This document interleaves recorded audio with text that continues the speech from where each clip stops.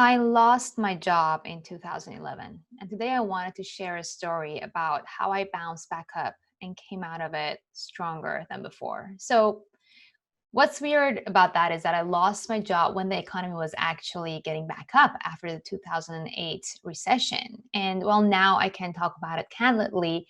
At the time, it was like the biggest slap in the face and that I've ever experienced. And to make things worse, I actually ended up having a massive heartbreak literally 2 weeks after that. But somehow this getting fired thing had a much bigger emotional impact on me. So I think it might have had to do with the things that had happened to me in childhood.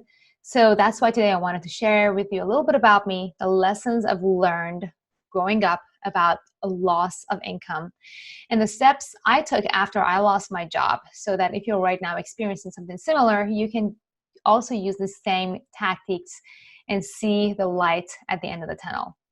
For those of you who don't know me, my name is Kiana Danial. I'm the founder of the Invest Diva movement, a tribe of proactive women who are in charge of their financial future and sleep soundly at night because their money works for them. You probably have seen of me or heard me on media like Time, Forbes, Fox Business, CNN, Yahoo Finance, and more, and I've written multiple books published by the largest publishers in the US. But things were not always like this for me. Some of you might probably already know that I was born and raised in Iran to a Jewish family during the Iran-Iraq War. My dad, who was previously a very successful engineer and the CEO of a construction company, had lost everything to the new Iranian regime, so I grew up with very little. And it was especially tough because my mom always had stories to tell about the times that things were good, where my dad they had, as a family, had a 24/7 personal driver and a chauffeur and housekeepers at home. But now she had to wait in line to get eggs and milk on food stamps. So I grew up knowing what it feels like to get something you worked really hard for and then lose it all. When I turned 18, my mom was diagnosed with breast cancer, which led her to a double mastectomy. And to distract me from the pain, she pushed me to apply for a scholarship to study electrical engineering in Japan. I applied and I got a scholarship from the Japanese government. And after learning Japanese for a year, they sent me to college in the middle of nowhere named Gunma, where I was the only girl and the only foreigner in my class. And all the classes were taught in Japanese. And I freaking hated it. I didn't understand anything. I sucked at everything, especially at math.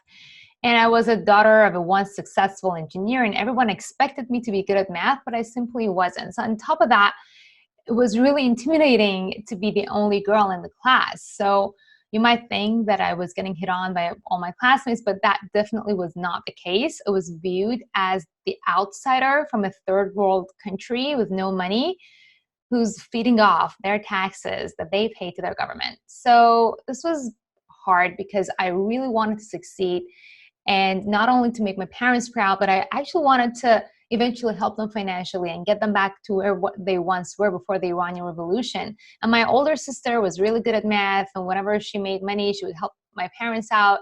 So this made me feel like a failure as their daughter.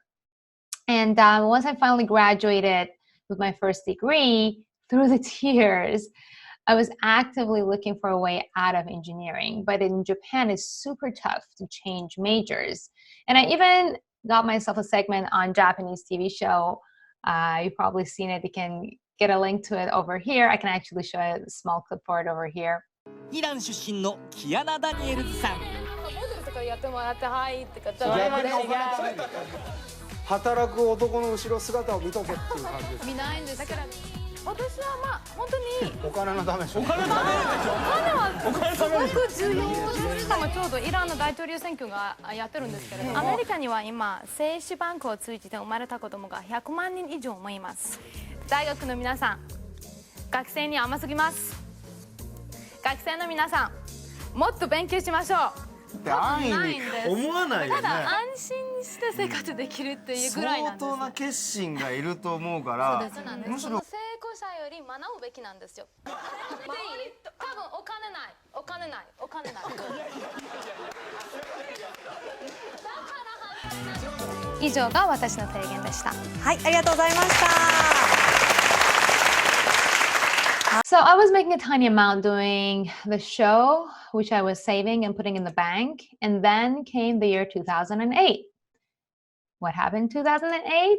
A massive global recession started and the markets crashed. And at the time, I had no idea what a recession means, what economy is, what finance. I literally had no idea. But all I could hear was that the US dollar was getting cheaper and cheaper. And then I had an idea, okay, maybe I can buy some US dollar at a cheaper price and then send it over to my parents in the US. I could even keep it until it gets expensive and exchange it back into Japanese yen, right? I had a bunch of Japanese yen saved in my bank account. And with that, I started going to the ATM machines every day, exchange some of my Japanese yen into the US dollar. But every time I went back the next day, the US dollar was even cheaper than the day before. So I became addicted to going to the ATM every single day and getting disappointed that I had exchanged my money too early the day before. And I had a feeling that the US dollar is going to get even much cheaper than this because I was hearing the news and everybody was doomy and gloomy. But I was getting tired of having to go to the ATM every day to find out. So I was thinking, okay, maybe I can, right? Like I literally, I didn't know. So I was thinking maybe I can write a coding program, engineering mindset to automatically execute my dollar yen exchange at the lowest price it could reach. And I was talking about this out of nowhere with my Japanese host family's mom. And she told me that the program is already written. It's called, brace yourselves, trading. And she hooked me up and opened up an account for me at a brokerage called Hirose FX. Now, I had no idea what a broker is at the time, but I transferred $10,000 worth of Japanese yen to that broker in August 2008. And what happened next is that, within a month, I doubled my money, right? So that obviously felt great. And that night, I went out with my friends to this place called Roppongi in Tokyo to celebrate. And the success was enough for me to want to completely ditch my engineering degree and start investing. Remember how tough it was for me to fit in, do basic math, how much I hated like doing any of that. And this was the first time ever I invested and I made $10,000 within a month in a crashing market. Can you imagine like how awesome I felt that I saw the returns when for someone who'd never invested before, sucked at math and really didn't even put that much time into the whole thing, made money while the rest of the world and the markets were crashing. I couldn't believe that, right? Because I was like making around $1,500 per month, wasn't even able to cover my basic expenses. So you can imagine how it felt to make $10,000 in 1 month without doing anything other than setting up an account, taking a leap of faith in the system, Ichimoku now I know about, that my Japanese mama told me about. And the craziest thing about it is that the fact that the whole market was crashing. And this success was enough for me to motivate me to pack my bags and move from Tokyo to the heart of global finance. Can you guess where? Some of you might know this, Wall Street. Within 2 weeks of arriving to New York, I got myself a job at an FX broker called FXCM, which was located at the end of Wall Street on Water Street, if you're familiar with the area. And that's when I found out about all the shady things that go down on Wall Street. And often the retail traders fell victim. So for example, in the case of Forex brokers, oftentimes they make money when the traders lose. And another thing that I noticed was that around 90% of traders were men, which was a huge thing. Like there was a huge absence of female traders. And I was looking at all the traders losing money. Like I was in the back end, right? And almost zero women in the crowd. And I have my aha moment. Maybe if we do things differently and put quality education, make things simple for people, for everybody to come and actually make money here. Fewer people will struggle financially and more women will join and become interested and we can change the whole world. I had all these massive ideas. Can you imagine like at 20, I don't know how old I was, 25 or whatever. And I had all these ideas. I was super excited and I came up with these ideas to help transform the Wall Street. And I went ahead and pitched this idea to my head boss. I went directly to him, which was a very bad move. And you should never go above your boss to the bigger boss. And imagine like this girl, like with all these ideas freaking out in front of a big Wall Street boss. And guess what happened? After I pitched this, that's when it happened. I got fired. They fired me. And now I was single in New York with no money. And this was the biggest slap in my face. And it's the exact one that I wanted to talk to you about today, because even though at the time this felt horrible, absolutely horrible. I didn't know how to tell my parents about this. I felt like a failure, dumber than ever. I had no idea where to bring money in, how to pay for my next paycheck. And things turned out were very bad. But the interesting thing is that this very thing turned out to be the very best thing that ever happened to me, because it actually set me on fire. So I took the time of my unemployment to invest in myself. That is the thing that I did. Even though I felt I already wasted so much time, 7 years to be exact, studying for a degree that was serving me absolutely nothing, I thought to myself, better late than never, right? So even though I was literally running out of money, I quarantined myself in my tiny room in New York, surrounded myself with investment education, and really dove in headfirst into everything investing and trading. I studied for the Chartered Market Technician degree, CMT, Certified Financial Planning, CFA, CD, FG, HI, JK, LMNOP, all these C-level titles that Wall Streeters get to brag and show their status. Because I was desperate. Like, I was like, why did I get fired? I wanted to find out. Why can't everyone do this? And the first thing that I discovered was that these things were not actually as hard as they presented it to be. And none of it was really above 5th grade math.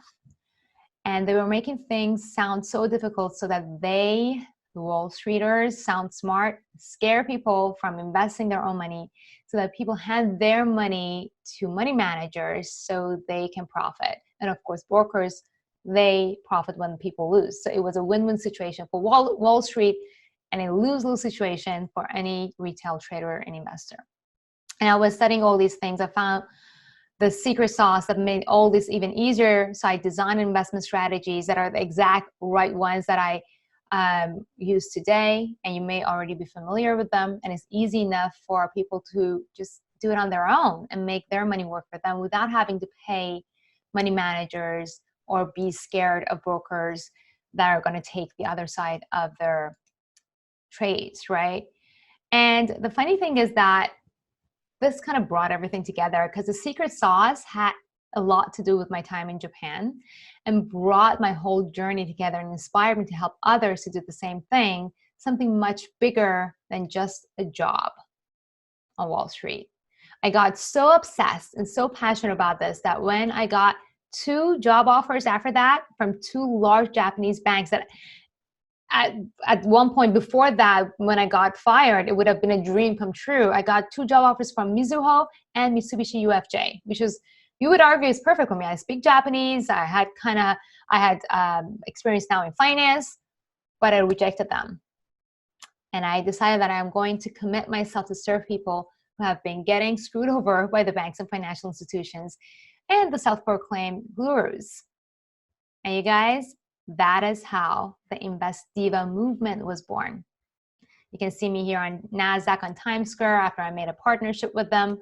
I went on to write multiple books and get published by the biggest publishers in the US and spoke at the biggest financial events around the world. And let me tell you, the best thing that ever happened was years later that I was speaking about investing and my investment system on the stage at New York's Money Show. And guess who was in the audience?